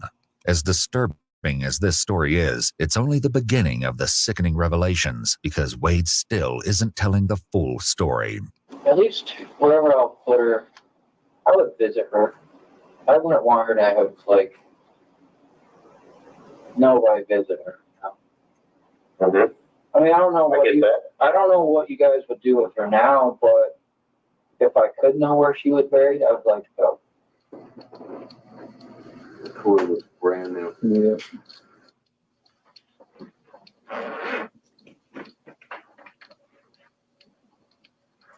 Got some paper stuff. I want to look. So The police then question Wade about what happened after he claims he found KJ dead, and he launches into a truly sickening timeline. But no matter how shocking his revelations seem, they pale in comparison to what's to come when the truth is Trigger revealed. warning. So let's get back to our sequence of how things kind of played out and what Okay. happened. So A wake lot up of in the y'all don't morning, know it. she's in the bathtub, she's not breathing. I got a real life what serial transpired killer from that that? I went to visit in prison about right after Summerwell, right when I first started my channel. And I want to get into that, but I got Not pretty. freaking trolls. I got a lot I could tell y'all about that. Seeing things that I can't unsee. But We still stay in touch. But okay, I so it took me a do it while to for get the some money or anything in the like that. process of that. And I'm not sure I want to. I was running cold water on her We'll see. until I got some coolers because I was like, I mean, you have a lot of detective shows, right? Sure. So They're you good. know, if you keep the body cold or something, maybe they'll preserve it. I don't know. Maybe I'm ignorant in what I'm thinking, but that's TV, right? Mm-hmm. I've seen the whole decompensation process, and because I'd come in and check on her, and I know she's passed, so I still talk to her. Okay. Which probably makes you crazy. I know I you definitely don't think that it's something that makes you crazy. I mean, because it's no in the middle of different the than someone story. who goes to a gravesite and talks to one of their loved ones who's passed. First couple days, she's movable, right? Right. Then after that, you see like the blood kind of settle where she was laying at. Mm-hmm. And a little after that, that's when I start seeing like back around her fingertips and her groin and waistline. And by then she was pretty stiff for a good while. Because when she was laying in the tub, she kind of laid like against the wall, I think, or something. But and even after a while, the stiffness faded away. She just kind of, laid on her shoulder. Now, Wade was in a pickle. With a decomposing body in his bathtub and with Stephen's refusal to help him move it, it was only a matter of time until someone caught on. So he hatched a plan. On April 12th, around 6 days after KJ's death, Wade saved up the money to buy a large cooler, air freshener, and 30-gallon trash bags. So what happened at that point? You said that you bought one and then realized you needed a second. What do you mean by that? I wanted to put her all in one so she could be whole. But I couldn't really move her in any kind of way to keep her whole. Nothing I could do to keep her remain whole. That's where I really got hurt. So is it a bloodbath in there?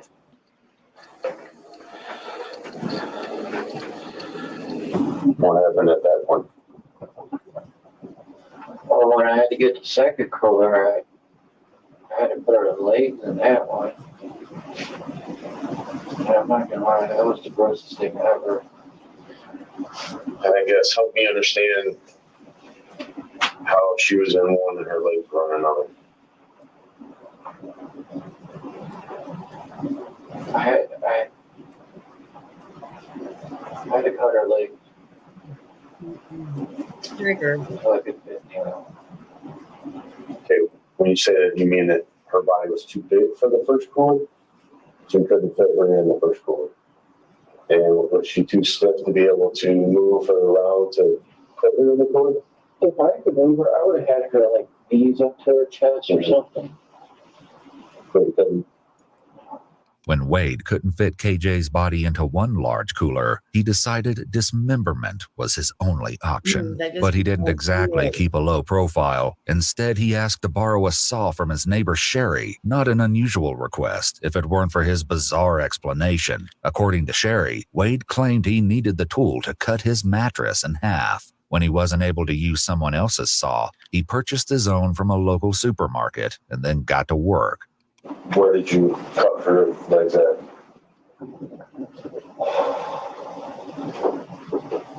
This is the most disgusting thing ever. Hopefully you never have to see something like this in your life. Ever. All right, so. Yes, dear. Here. Yes, I agree. And then The here. same thing. I started here, but then I realized her knees were still over to the edge. Mm-hmm. So I had to go here too. But what I would have wanted to do, except she was too heavy for me, is take her under the shower, get her wash her off, because after she passed on, she cracked herself. I'm like, man, I didn't even know that until I got her into cooler. The police working their way through Wade's apartment eventually confronted the sickening discovery hidden in his cooler. Now remember, when we open this, this is something that we're never going to be able to unsee. Mm-hmm.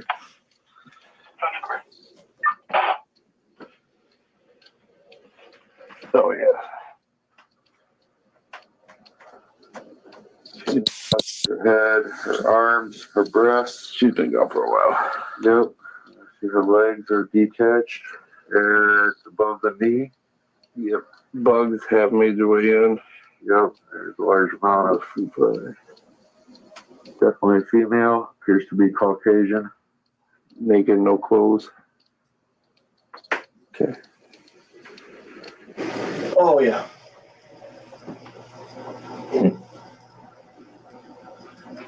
And cut up.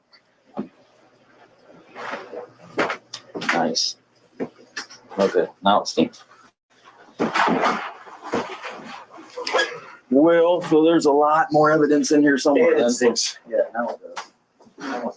The officers have only discovered part of what they believe to be KJ's body, but it won't be long before they find the rest. Good picture of that. So that's where it is. So we're going to move this. What about that right in front of the suitcase? When you talk some story. So this cooler is what we think might have the other parts in it. I will lift it up. It is tied in a knot up here. I will cut right here.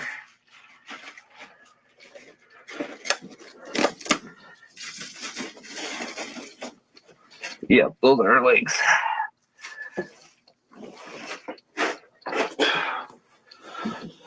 saw some toes and an ankle. You're able to open that up. Yeah. There's two of them in there. Okay, it's probably not the best place to puke. From his Exactly. apartment, authorities also collected clear safety goggles, rubber gloves, Yeah. and several small items, including bungee cords, a black belt, and a white ribbon. This white ribbon, a seemingly innocuous discovery compared to the horrors already uncovered, would turn out to be a clue to the stomach-churning truth of what really happened to KJ. Was her head attached? Yeah. She's That's just- in the cooler. She's Yeah. this has basically been there with that. That's all I seen was her arm and part of her chest. And I just shut it About right here. through the femur. Authorities shift focus to the saw, which wasn't recovered I from was Wade's just apartment saying during that the initial yesterday. search. Wade I would says hate to that be in shortly their after he position, dismembered EMT, KJ's body, he police, contacted a you know, friend he anybody knew through the like local that, shelter be the system first to one on negotiate the a scene trade, to have to a see that saw stuff. for a DVD player. Was there a reason that you got rid of it, or just had it and didn't really need it, or and how did that whole thing play out with Bill? He needed it. I needed a DVD player. While Wade describes trading the saw as a casual, serendipitous event, police catch up with the man who received the saw, and he describes an entirely different scenario. Like, he really was wanting to give it to me. I'm like, well, just wait till I bring you the DVD, because I don't like doing deals where, you know, I owe somebody, because then I got it on the back of my mind constantly. I have to, you know, I owe him. So I was like, just wait. And he's like, no, here, just take it out. Would you say that he was insisting that you take the saw? Pretty much, yes, he was. Because I even said, no, not right now. Did you notice anything about the saw that was weird, different? Looking at you can see, like, in a serration, it looked like a chunk of something in there. DNA testing of the saw blade did reveal the possibility of blood present, although further details could not be confirmed. I mean, I'm not proud of anything at all. Sure, but stuff happens, and we're just trying to get Not how this should be. Like, I kept saying this word, like, this is not how you should have went. This.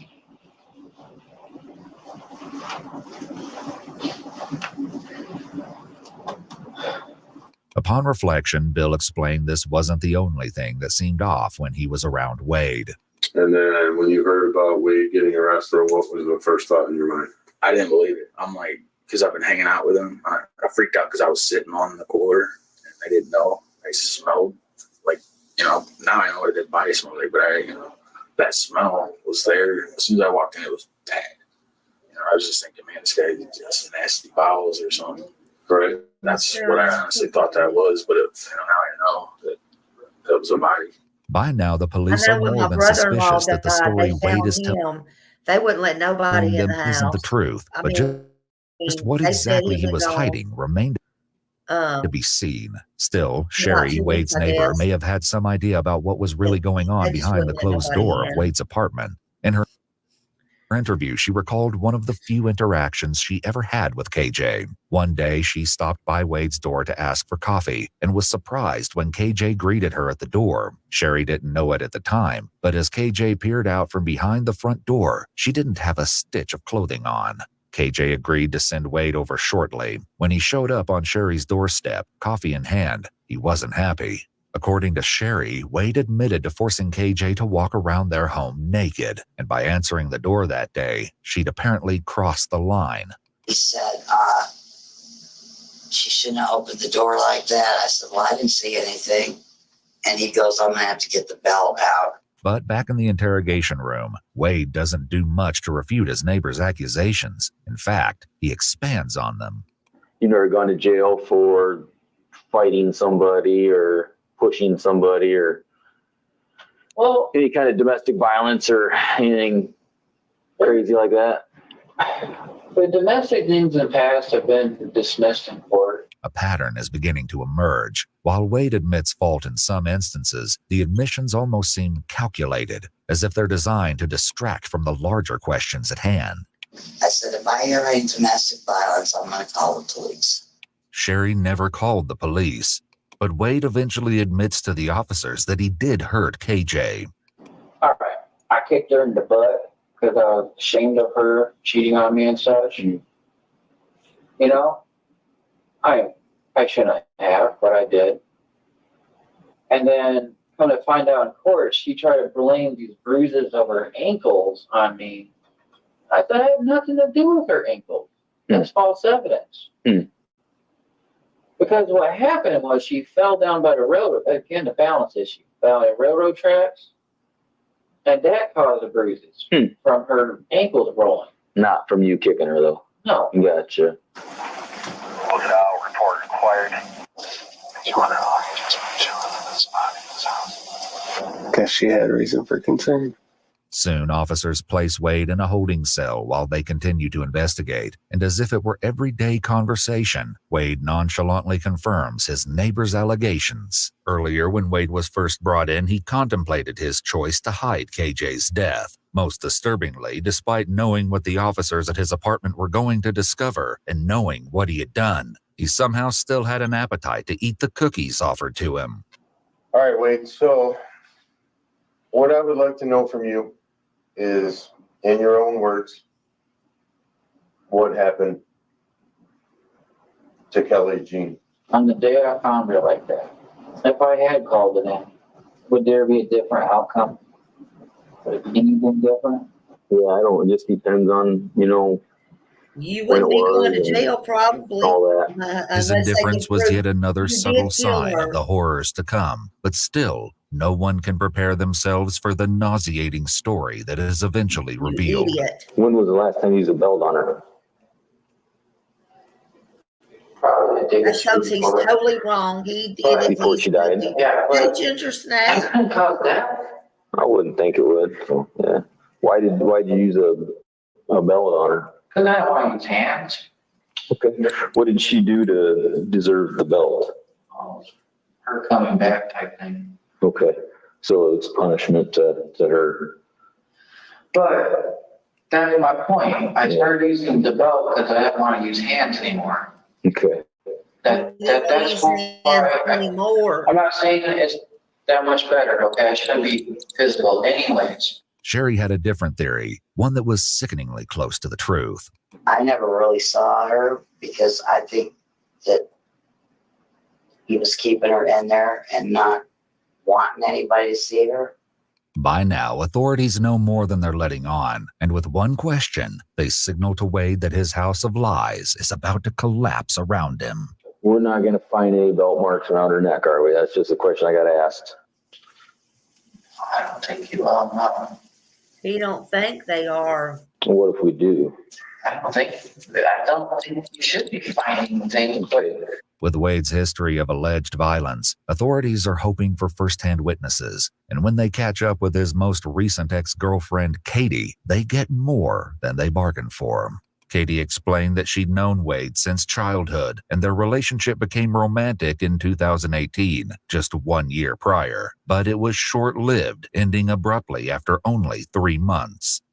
So what happened that ended your guys' relationship? Okay, so my kids had just started school again, and I needed to be home with them, and so I couldn't do whatever he was asking me to do, like pick him up or something. Mm-hmm. And he ended up showing up here, but I had my kids and I could not take him. Mm-hmm. And he started to fight out here, and I finally was like, okay, just get in the car, like I'll take you just to get you away from me.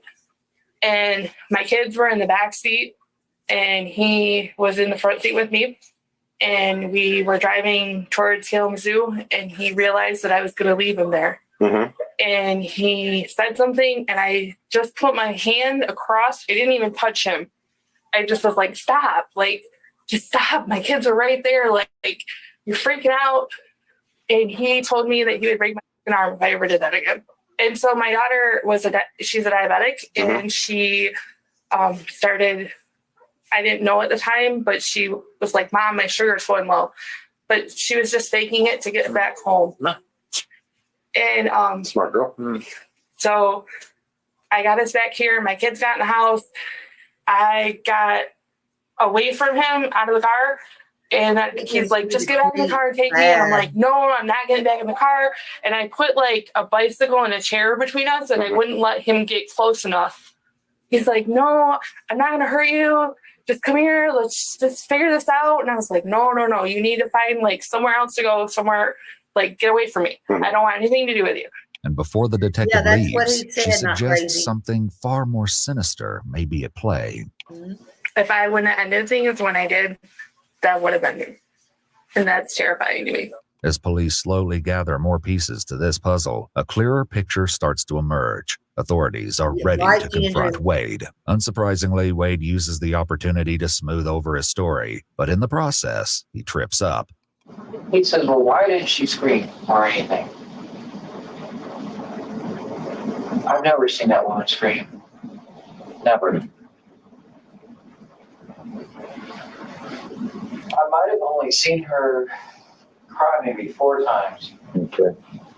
He just cut his own throat. 2 times was pain related. But he was Like where she abusing got her. hurt, she cried. How'd she get hurt? Was it, did she cut herself bad, or was it a broken bone, or? Just, I don't know if she, I don't even want to really talk about that. I just know that that's the only time I've ever seen her cry. It's twice out of pain, Okay. and twice when I left her alone. You don't want to talk about it because did you cause the pain to her? And you can be honest with me, Wade. It's all about getting everything off your chest. When I left her alone, I know when she cried being Sorry, alone, heard it on the edge. I caused that emotional pain, physical pain.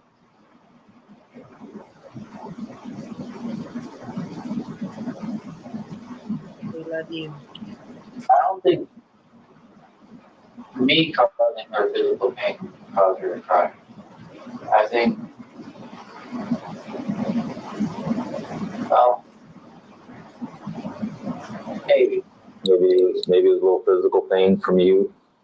Talking about causing pain to people is just not something I get a thrill out of. It's not, Yeah, I understand that.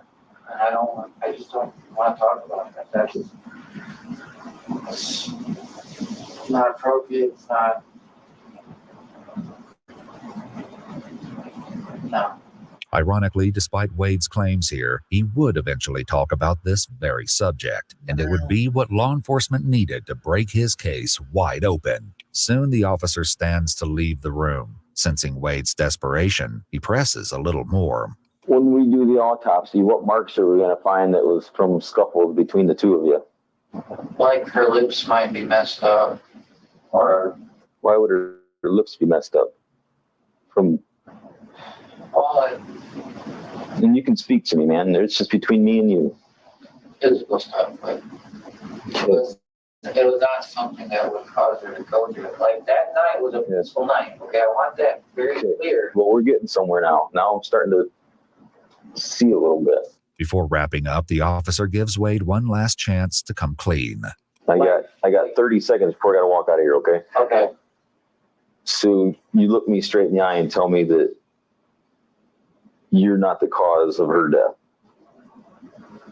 No, I'm not. While police know Wade isn't telling them everything, they never could have imagined the stories of depravity that would follow this interrogation. And eventually, KJ's autopsy would reveal a sickening story. After Wade was booked, the disturbing, stomach-churning truth was revealed. Authorities received statements from several of his cellmates requesting to speak with them. One by one, these men explained that Wade had shared every gruesome detail about what really happened to KJ.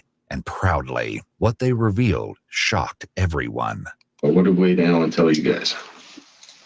Man, dude, this guy is, well, let me just put it to you like this. He's a serial killer. He told us that he physically had this girl down on the bed with a white ribbon around her neck. See, they found that in the house. Watching the clock for 5 minutes. Oh my God. Until she was dead. And that's And he true. That brought her white back ribbon to was in the life. house. If you recall, police found ribbon while in Wade's apartment. Some type of ribbon? And when he did, the torture that he put her through. Trigger warning. Oh, it's gross. It's disgusting.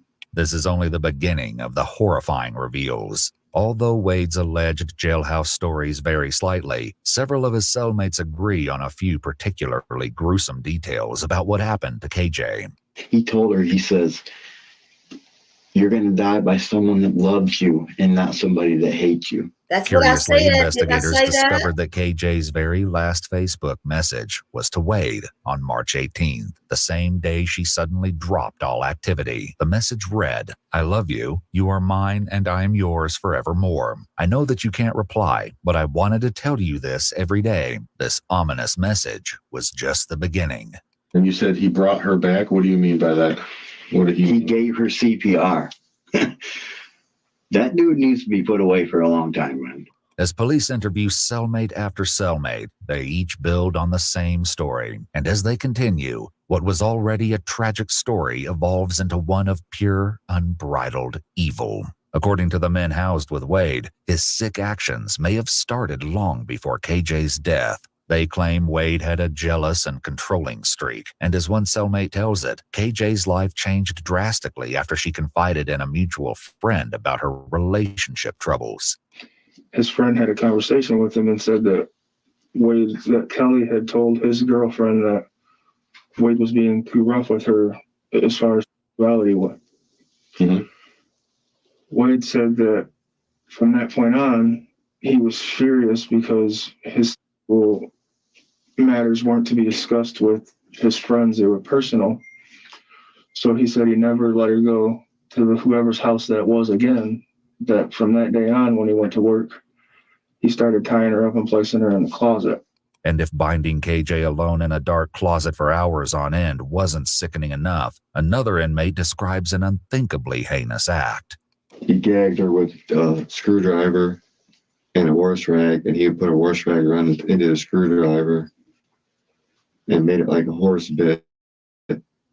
That's why he wouldn't have to take the bit out of her mouth, because he could wet the wash rag and give her water, so he'd keep her tied up longer without having to untie her. And what was the purpose of that? So she couldn't yell and scream. According to Wade's cellmates, KJ initially fought back against Wade's mistreatment. When she threatened to go to the police, Wade amped up his efforts to silence her. Wade started tying her up and keeping her to where she couldn't go anywhere. Like, she didn't go outside. She didn't go nowhere. Mm-hmm. It seems that Sherry had been right all along. I think that he was keeping her in there and not wanting anybody to see her. According to his cellmates, the truth behind KJ's death was so twisted, so unimaginably brutal, that it kept them up at night. In fact, after they heard Wade's latest retelling of events, the men took shifts sleeping, making sure there was always someone keeping an eye on him. His cellmates said that after Wade choked KJ to the brink of death, she lost her motor function, the ability to speak, and the ability to control her bowels and bladder. Then, she remained alive in this helpless state for around 2 weeks before her death. He said he didn't know if it killed her, but he had to smack her to get her to come back. And I guess she never actually came back. She came back, but she wasn't there. So, and that's, What do you mean by that? She wasn't coherent. She never talked again to him, but he got her to breathe again. And in the meantime, according to another cellmate, she suffered unspeakably. He said a couple times he went in there and just put his hand over her face and nose to see if he could. He said, but she wouldn't die, like she didn't want to die.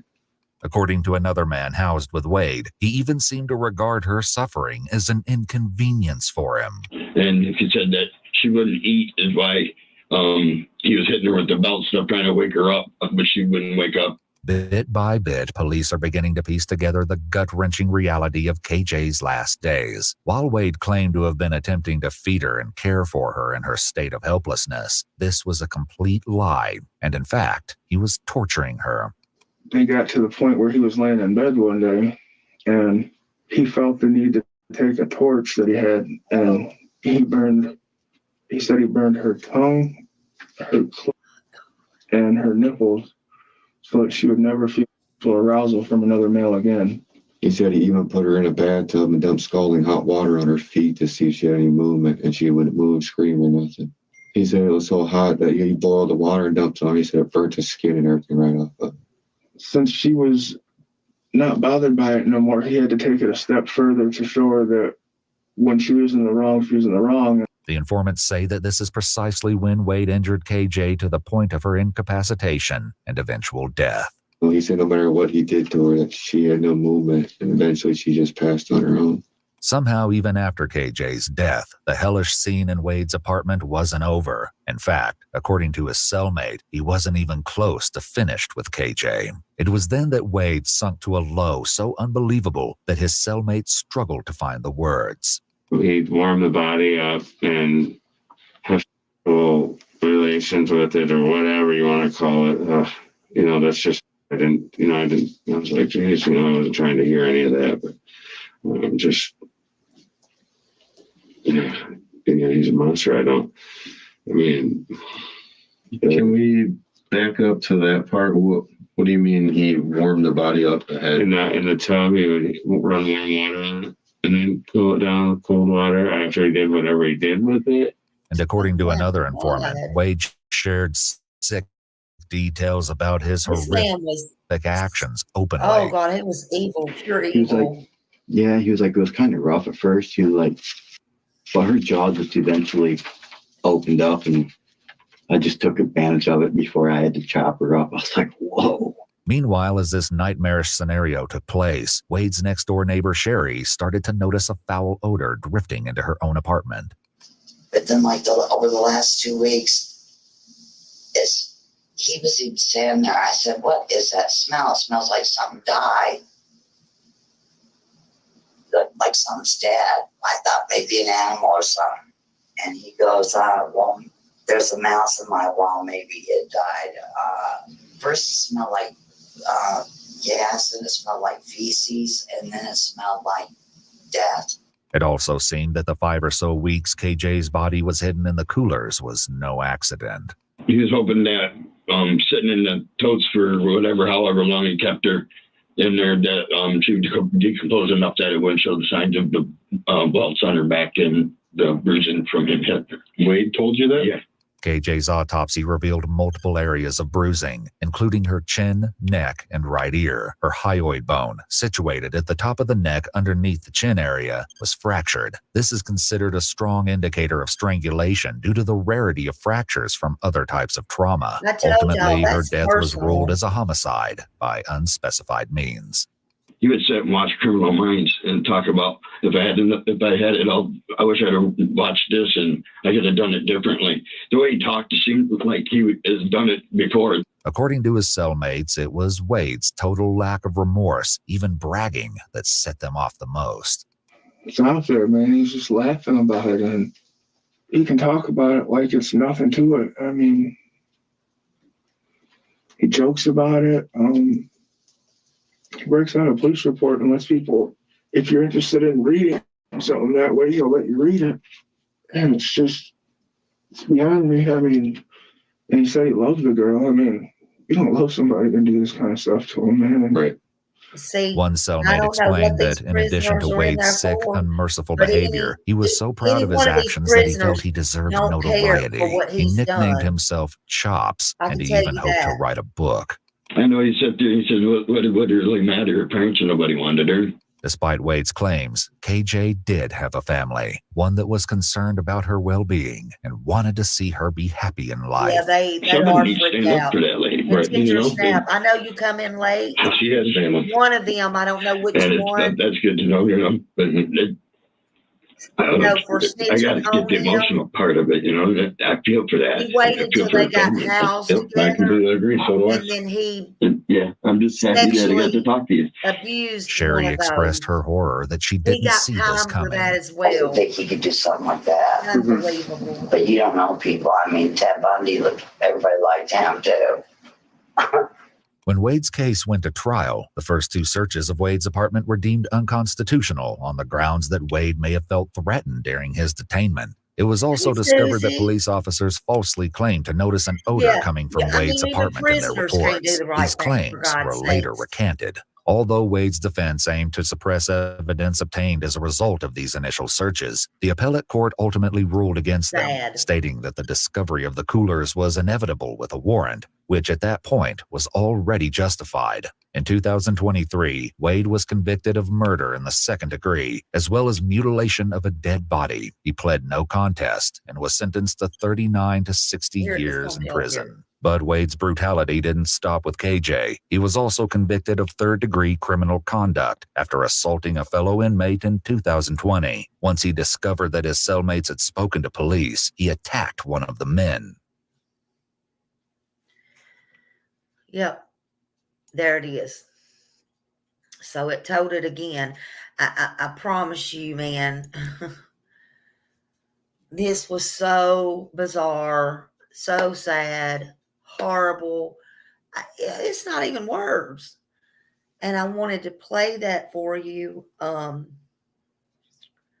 know it's been resolved. I know he's in prison. I still don't think he got enough time, honestly. I still don't. I mean, I had no idea. I knew things were evil and people were evil.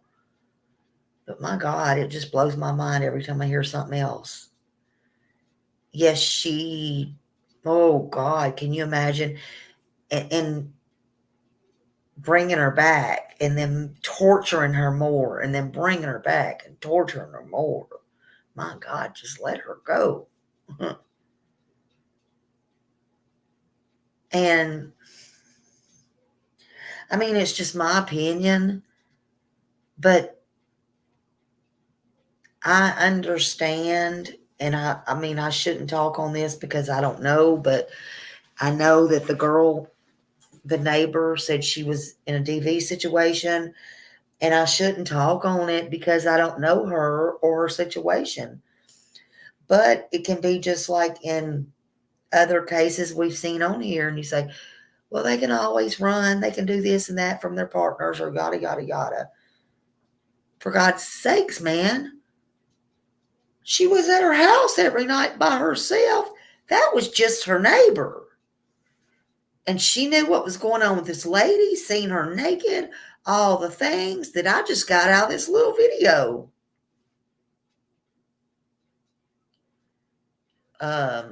She went to the door and saw her nude. He went over there and explained like he was taking control, talking for her, yada, yada. Unless there was something going on with them, and I'm not going to say there is or wasn't or whatever, but she saw the signs in this lady. Why didn't she report this? I'm not saying she was obligated to do so, but then again, it was very obvious in this case. A lot of people turn a blind eye, but it was obvious in that case, especially when she went to borrow, let's just say the sugar. I don't remember what it was now. And the guy went over and said, yada, yada, yada. And after what she went and talked to the police for, I mean, she could have made a phone call, even anonymously. And then she started, never mind that, the lady's already gone, deceased, gone, bye-bye. And she starts smelling stuff she thinks dead in her apartment. Heck no. And he's talking about a mouse might have died in my wall and it's going to be coming to your apartment. Nah. Mm-mm.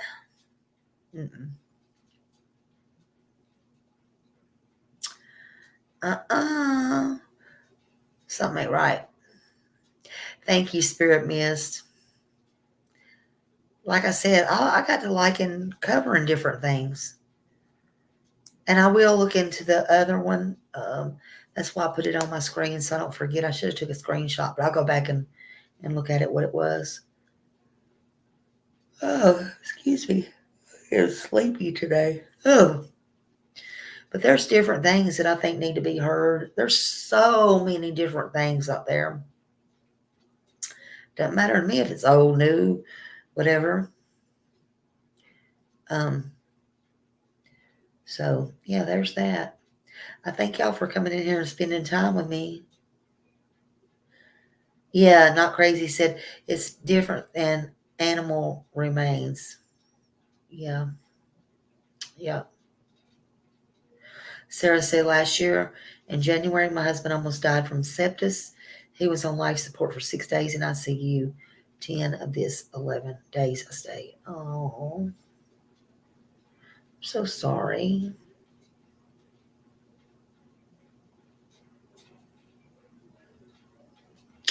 It's just sad. It's sad. Well, I appreciate y'all coming in and everything. Yeah, help all of these victims. I put out a lot of older victims. There was one, a silver alert, that was put out today. And then I realized there was a lot of older victims that needed to be put out too. And so I did that. I made some little shorts on that or whatever, because they deserve to be found too. And I didn't realize in Tennessee, of course, where's all these missing people going? It's not just babies. It's not just kids. But there's older adults. And a lot of them's in June, this month, and this year, and some of them's not. But the majority of them is just in the past few months. I never hear anything about that. But I started putting that out, just in little shorts and stuff. I don't know if anybody's heard of them, unless they're looking. They deserve to be found too. They are somebody. And I just wanted to say that. And if you make flyers or anything like that, post them too. There's somebody's mama, there's somebody's grandma, there's somebody's sister, brother, or whatever. But anyway, I'm going to get off here. My phone is blowing up. I love y'all, and I'll see y'all later. Have a great night.